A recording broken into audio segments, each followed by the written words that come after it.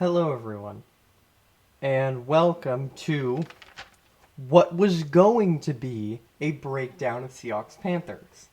Part of the reason I'm not doing that is because prior this week, or last week, I didn't get out a Panthers Seahawks preview, mostly because I was busy. So I'm kind of doing an audible here, especially since yesterday was maybe the craziest day of football I've ever experienced. And I do not say that lightly. I consume hundreds of hours of football every year. Most of us do, but that was insane. That was insane. So I'm gonna break down the week 3 games. I'm gonna try and be quick with them. I'm gonna go from most tame to most wild. I bet you guys can tell what that one is. But let me just go ahead and start because there's a lot to go through. So we start with the Browns hosting the Tennessee Titans. They get 27-3 win at home. Cleveland just smothered Tennessee all game. Tennessee didn't have a run game. Tannehill didn't look great. To me, though, the most shocking part of the game was Deshaun Watson. Somehow, he looked good. He looked pretty good. 27-33, 289 yards, 2 touchdowns. That's pretty good. I will say, I definitely didn't expect that. The Titans' defense is pretty good. So overall, pretty. I wouldn't consider that super shocking, but I'll get into that in a second. Falcons at Lions losing 6-20. The Lions' defense is my biggest takeaway from this. They looked great. They took away the run game from the Falcons, which we saw last week against the Seahawks as well, who rebounded in the run game.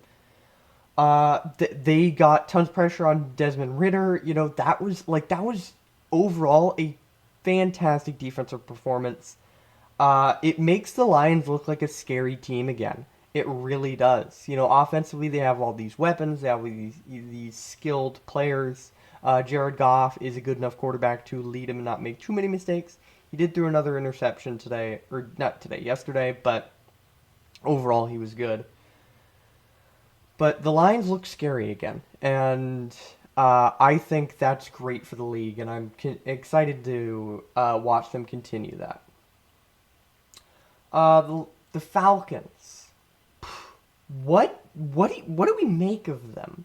Because they've kind of seemed like a pretty good team through the first 2 weeks. Not an excellent team, not a Super Bowl contender, but a potential playoff contender. They did not look like that yesterday. I'm very, very confused by them overall. I have zero idea what to make of the Falcons. I think that'll be figured out with time, but for now, they're just a question mark. I don't know what to do with them.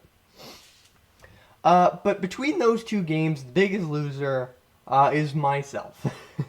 Because something possessed me yesterday morning to go through my pick'ems for this week and flip Browns to Titans and Falcons or Lions to Falcons. So I flipped both of those morning before the games, and they both came back to bite me in the ass. So I guess that's deserved. Patriots at Jets. Patriots win 15-10. God, that game was so boring. That game was so boring. It sucked. Like most Patriots Jets matchups just suck over the last couple. They've been bad. Will either team ever really rediscover the magical gift of offense? Who the hell knows? And Zach Wilson's done. He is done. That's it. Zach Wilson's done for. He's not the quarterback. He's not the guy. You might as well go get a guy because like you are not competing for the playoffs as long as he's your starting quarterback. Panthers Seahawks. Seattle wins their first somewhat convincing game in quite a while, 27-37. For the Panthers, Bryce Young needs to take notes. I think Andy Dalton could be the perfect mentor for Bryce Young because Seattle got a lot of pressure on him yesterday, and you know they were dealing with a lot of injuries, and on the offensive line they're dealing with a lot of inconsistencies. Andy Dalton looked really good. He carved up the Seahawks all day, so I think Bryce Young, hey, on the sideline, hey, take some notes. That's what you should do because you've been dealing with pressure all year. And Seattle, there's not really much to say outside of what I've already said. A decent win. I liked it. It was fun to watch. Red zone offense still concerned. Outside of the second half, they looked pretty good. My biggest concern, though, is injuries because we still have not seen the Seahawks at full strength. So hopefully they start to get healthier as the season progresses. Still waiting for Jamal Adams to make his debut. Reek Woolen needs to return. Offensive line is banged the hell up. So let's hope they get healthier. And then the last of the somewhat tame games was Steelers-Raiders. The Steelers rediscovered this magical thing called offense, one that the Patriots and Jets are still waiting on. They looked pretty good. I think, the Steelers could be a team to watch out for in the AFC North. I still don't trust Matt Canada. I would love to see Kenny Pickett move forward as a passer and start to look really, really good. But who knows? We're going to have to wait for that. And the Raiders, kind of like the Falcons to me, I have zero idea what to make of them. I have no clue because Jimmy G didn't look terrible. He had 3 interceptions, which is awful. But he was spreading the ball. It's Jimmy G. He's not a bad quarterback. He's not a great quarterback. He's somewhere between top 15, top 20, somewhere in there. I feel like they're not bad enough to tank. They're not going to be bad enough for Caleb Williams, but they're nowhere near good enough to compete for the playoffs. So this is going to be like a 6-11, 7-10 team. I don't know. Then we get to the more wild games, and the first of which is one that I watched. Saints at Packers. Oh man, Saints. That was they're kind of turning out to be more or less what I expected. They are pulling out wins that I didn't expect them to get. I don't know what record I had them, but I don't think it was 2-0 to start the year. But I'm not impressed by their offense at all. Their defense is still balling out, but the offense has not looked good. It is not scoring enough. So I'm very concerned about him moving forward, and this Derek Carr injury might be pretty bad. I think it's a sprained AC joint in his right shoulder. Correct me if I'm wrong. But he's week to week. That's very concerning because you paid all that money for that guy, and he's going to be out for a while. The Packers. Jordan Love. Jordan Love's your guy. I mean, through 3 weeks, he looks like the guy. And I don't say that lightly because I've been keeping up with their games. I've been watching, and you can do a hell of a lot worse. He looks calm, poised. He does kind of look like Aaron Rodgers to me. Not that he's at Rodgers' level yet, but the way he throws, the way he's calm, steps up in the pocket, things like that. He looks like Aaron Rodgers. I really liked their comeback. I liked watching it. 18 unanswered points in the fourth quarter.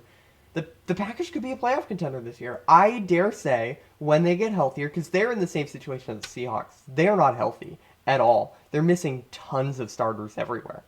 So once they do get healthy on both sides of the ball, this could be a team that really goes or really competes for a playoff spot this year and could make a run. I don't know. We'll see how Jordan Love progresses. Chargers at Minnesota, playing the Vikings. They win 28-24.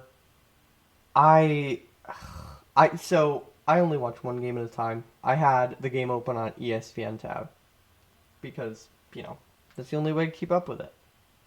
Brandon Staley is beyond lucky.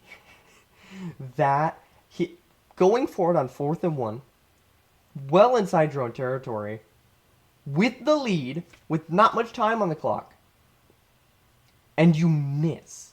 It is a miracle that we are not here today talking about Brandon Staley being fired.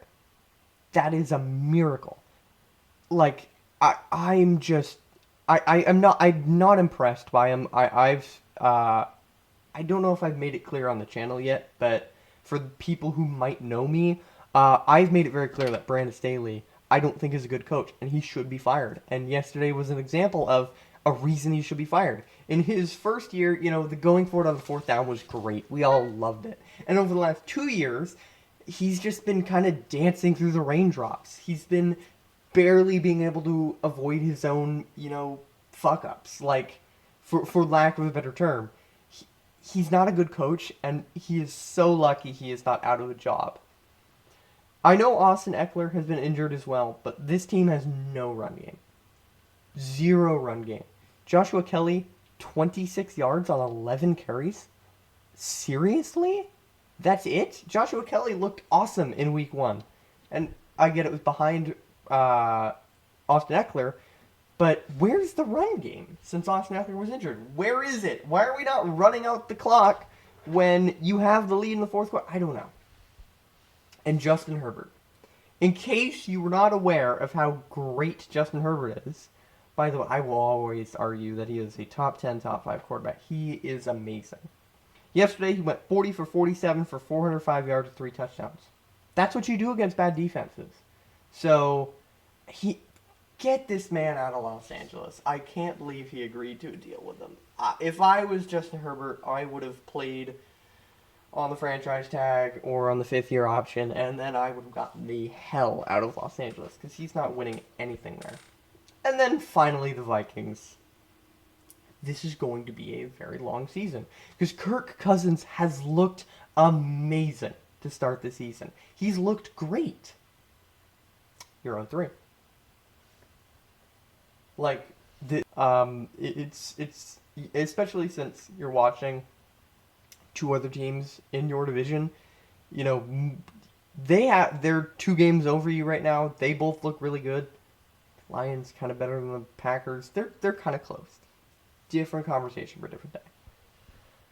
Like, this is not going to be fun for Minnesota. Bills Commanders. This one I feel like is a bit more tame than the rest of the games, but it was still a blowout. 37-3.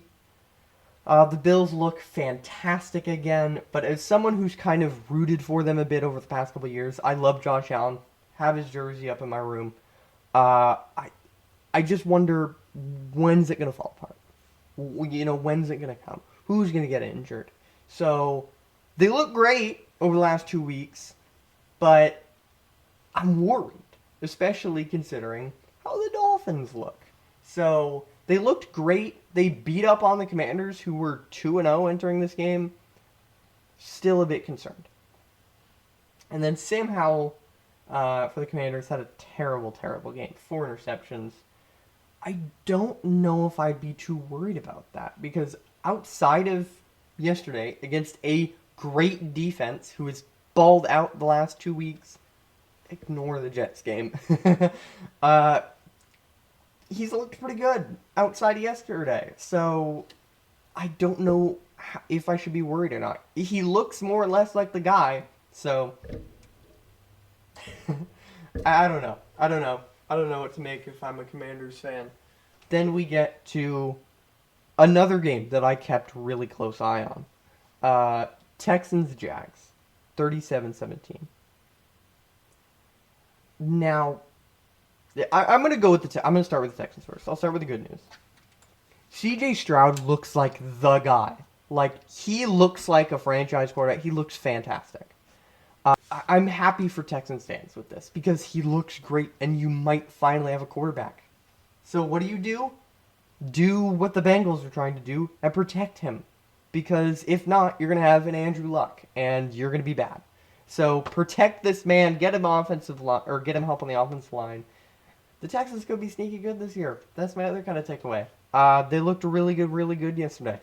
On all sides of the ball. All phases of the game. So you might have your guy in CJ Stroud. I dare say you do, and I have him in fantasy. I started him. I was this close to buying a jersey today. Now let's talk about the Jags. Because I know I didn't make a video about it, but I did Super Bowl picks like everybody else. I had the Jags shocking the world and making the Super Bowl, losing to the Niners. But I had to make it. They are not there yet. They are not there at all. Like, they are imitating my Seattle Mariners right now, getting destroyed by a team from Texas. They still have way too much to work on both sides of the ball. The defense is not good. It is not. You have, first overall pick, Trayvon Walker. Like, why isn't he performing? What's up there? The defense, again, needs a ton of work. And then offensively, you gambled on Calvin Ridley turning into this really, really good player. And in week one, you looked like you had that guy. And then he disappeared last 2 weeks. So I'd be very, very concerned if I was Jacksonville. They just don't look ready. With a weak division, potentially weak division, because the Colts look really good. I will get to them in just a second. Uh, you know, are they going to make the playoffs? I don't know. But, and Trevor Lawrence has looked shaky. I don't know. So the Jags, I take back. You're not going to the Super Bowl. It's not happening. There's no way. Colts Ravens. 22-19 overtime win for the Colts. Starting with the Ravens. Coming off of a great game. I know they're injured and quite badly, but I still really can't get a gauge on them, especially offensively. Like, the defense is kind of not as good as I thought it was, or it's about what I thought they would be. Not all that great. And offensively, Lamar Jackson had 100 yards rushing yesterday, but there's inconsistencies. They keep stalling out. Like, they need to be scoring more. If Lamar Jackson's playing like the way he is, because he's looked, pretty good to start the year, I would say. But if you have him performing the way you are, like, you need to be getting more points out of it. So they should be 3-0, all things considered. They should be playing better than the way they are. But there's still time to figure it out. It is only week 3. And then the Indianapolis Colts. Instead of a full breakdown, I pose you this.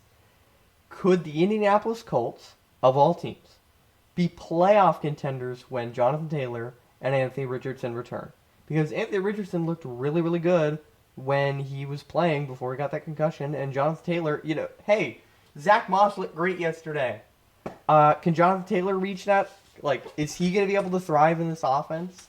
Is he going to reach his form in 2018? Not 2018, 2021. I sure hope so. Could they be playoff contenders? I don't know. But they're 2-1 with a win in the division. They also have a loss in the division. But I like what I'm seeing out of them. They're overall a pretty solid team. Don't know if they'll go that far, but pretty good. Pretty good. Bears Chiefs.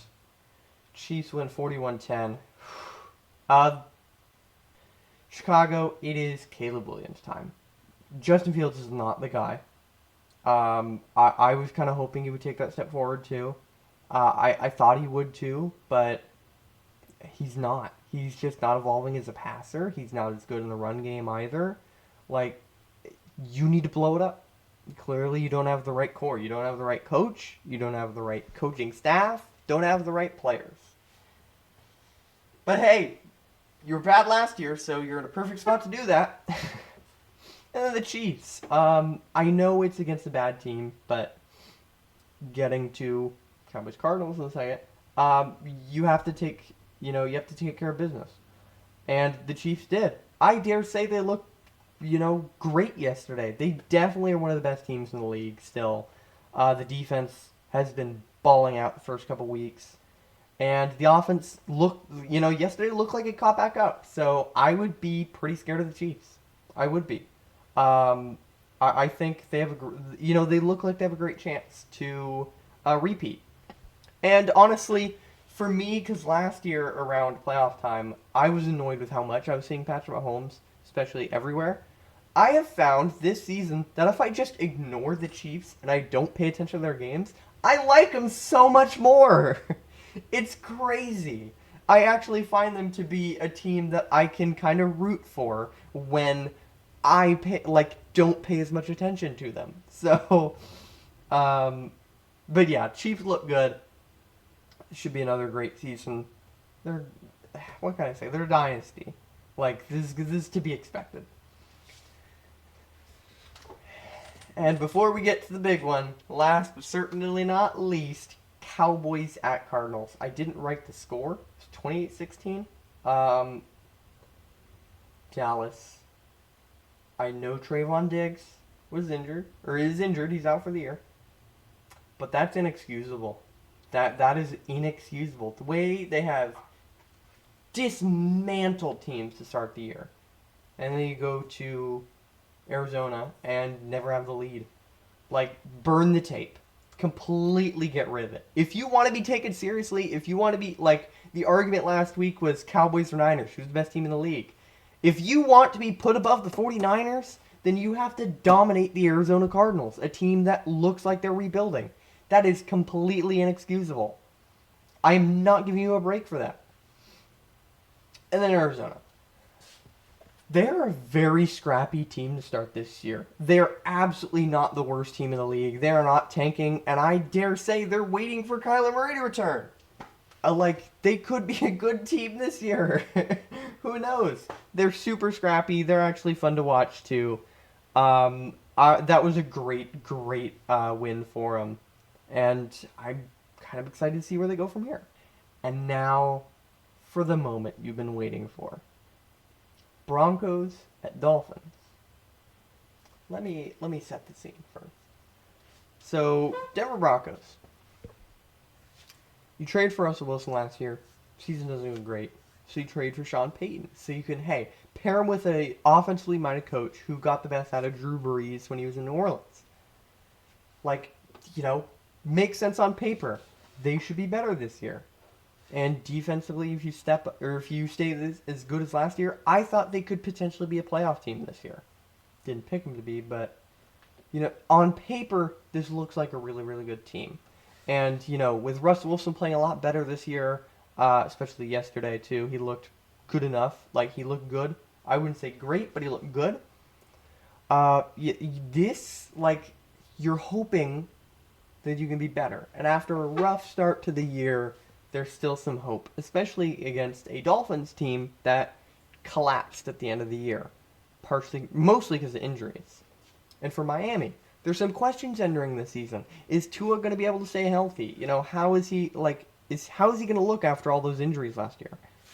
And defensively, they're trying to rebuild, especially with Vic Fangio, who I thought was a great hire for them. Didn't look great defensively in the first game of the season. And then last week against the Patriots, just avoided a comeback. This looked to be an interesting game. I thought it'd be a shootout of some kind.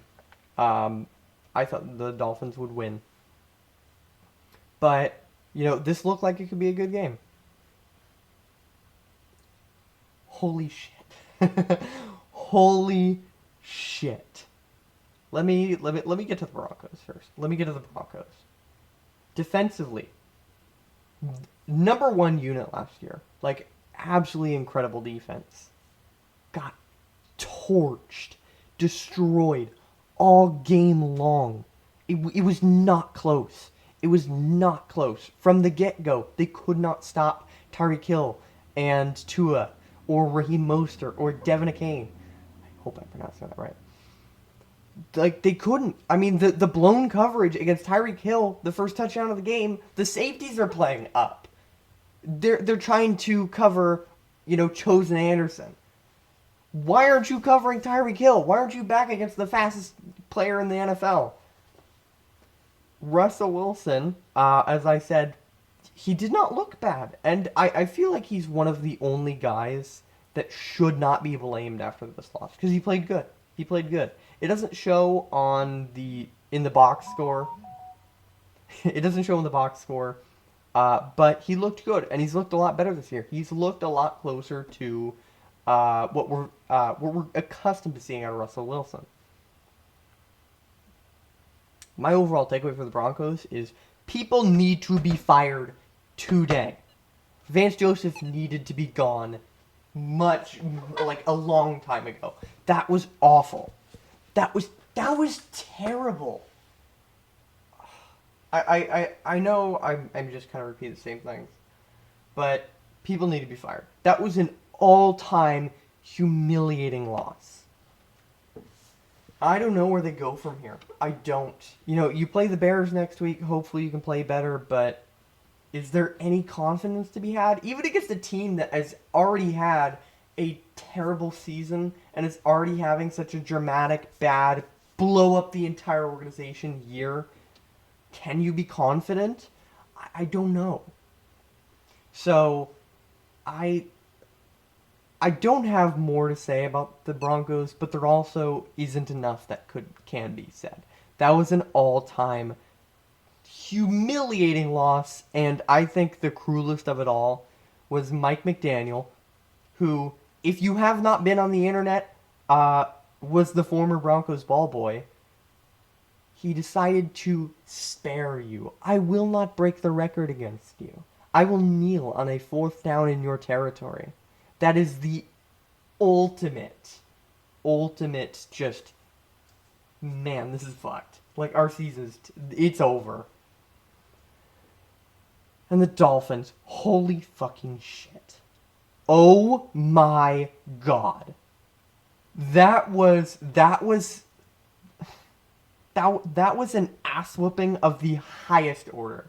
There is not enough, just like the Broncos, there's not enough that can be said about the performance. Tua, 23 of 26, 309 yards, 4 touchdowns, a passer rating of 155.8. And then you throw in Mike White, 2 for 2 for 67 yards. He had a perfect passer rating. Tyreek Hill, 9 catches, 157 yards, and a touchdown. Raheem Mostert, 13 carries, 82 yards, 3 touchdowns, plus 1 receiving. Devin Achane, 203 yards rushing, 2 touchdowns, and 2 receiving. And may I remind you, Jalen Waddle was out. I am horrified of the Dolphins right now. I am so glad the Seahawks don't play the Dolphins. Their speed is out of this world. Jalen Waddle is super fast. Tyreek Hill, fastest player in the league. Raheem Mostert, super. How are you supposed to keep up with them? How are you supposed to keep up with them for a 60-minute game? I don't, like, after yesterday, because if this was just, like Bills over Commanders 37-7, if it was a game like that, 40-10, like, I'd be like, okay, the Dolphins are really good. But after yesterday, I don't know who can keep up with them. I know this could be an overreaction, but to me, after yesterday, they're the best team in the league. No doubt. Who can keep up with this team? Seriously. Who can keep up with them offensively? And the defense is going to get better. Jalen Ramsey is going to return at some point, and they just need to, click. Who keeps up with the Dolphins? If Tua can stay healthy all year, I dare say this should be your Super Bowl favorite. If not the 49ers, it should be this team. That was, and I was keeping up with it too. I opened it up when it hit 49-20 or 13. I could not keep my eyes off this game. I couldn't. The Dolphins' backup scored more points than the Broncos. Period. And it was just long touchdown, especially later in the game. When I was looking it up, ironic fact, the last team to put up 60 was the New Orleans Saints in 2011. Hey, Sean Payton, remember that? But the last time a team put up 70 points was over 55 years ago. And the terrifying thing about everything, especially for Miami, is where it all came from. How good they looked everywhere on the offense. 350 yards passing plus 350 yards rushing. 350 yards rushing is so hard to do. And in a lot of blowouts like this, you see an overwhelming, excellent passing. That's what you see, guys throwing for 450, 500 yards. The Dolphins didn't reach that because they reached 350 yards on the ground. In a blowout of this caliber, you would expect a quarterback to throw for over 500 yards and, some cleanup work. Oh, yeah, that running back has 500, or not 500, 150 yards. That wasn't the case. They dominated on the ground and in the air all game. And it was perfectly split down the middle with touchdowns. They had 5 passing and 5 rushing. And the most shocking part of it all, in a 70-20 game, is there was not a single defensive or special team touchdown. 0. It was all offensive. It was incredibly balanced. It was, this is what offensive coordinators and offensive coaches dream of, is a game where everything clicks. Every single thing clicks. The run game, the passing game, everything.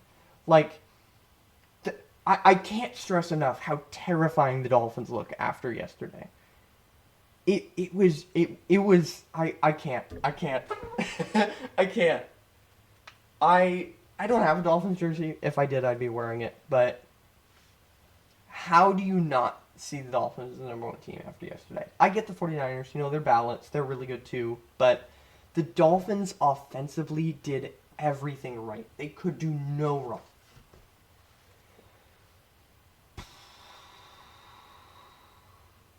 I don't know. I'd be terrified.